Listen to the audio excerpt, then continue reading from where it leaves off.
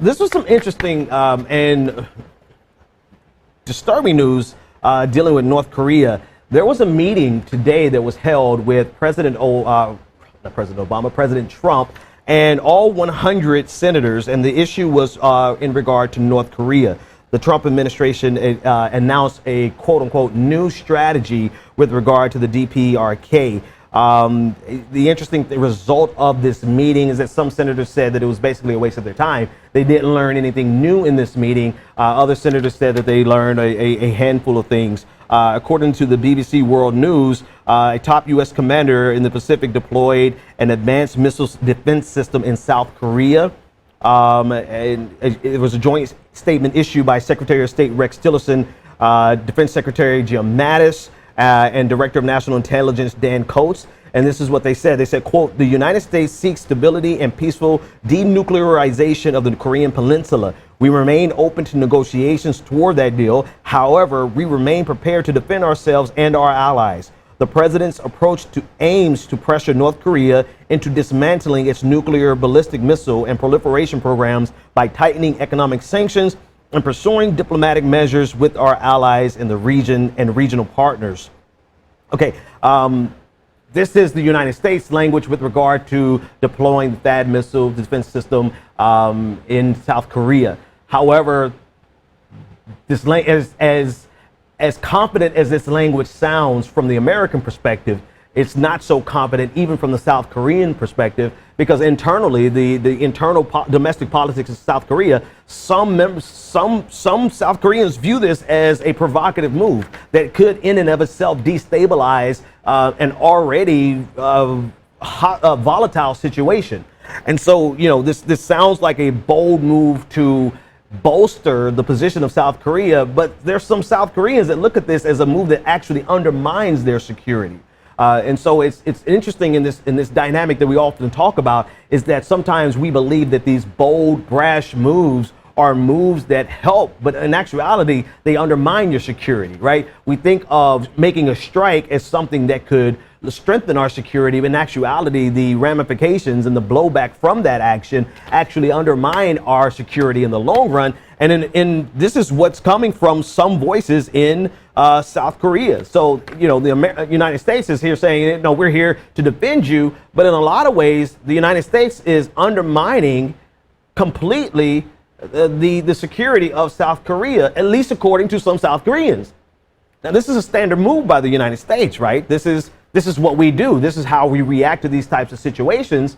And so it's almost an anathema to the military-industrial complex to look at this situation and say that the best move would be a non-provocative move.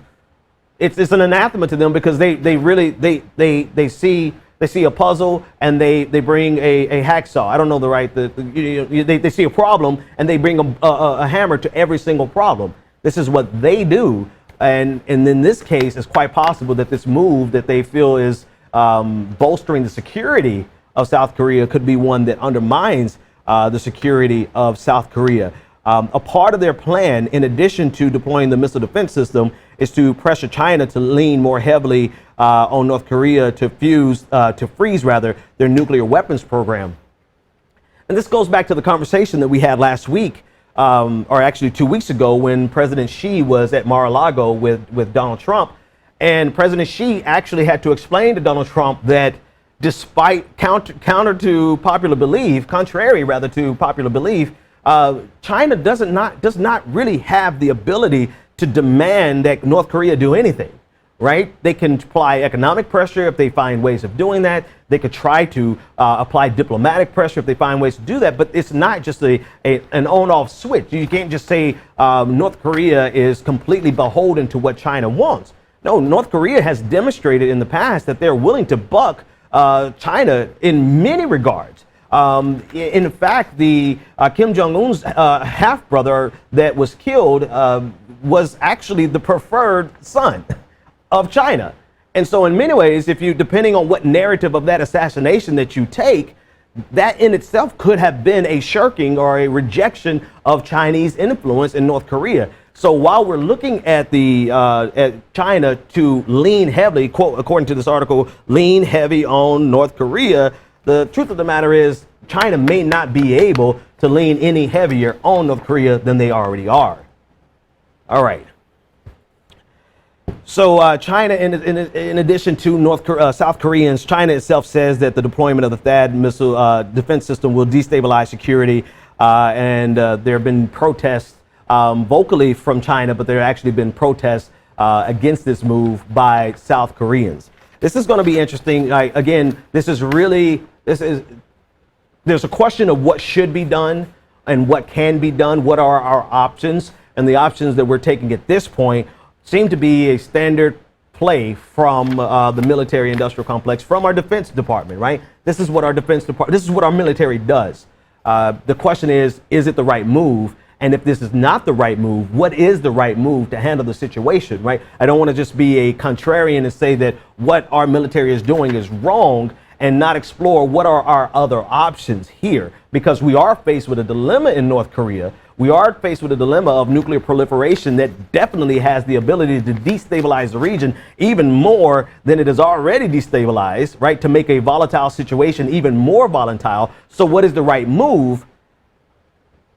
If I knew that, I probably wouldn't be doing this show right now. I probably would be somewhere giving them advice on how to do it.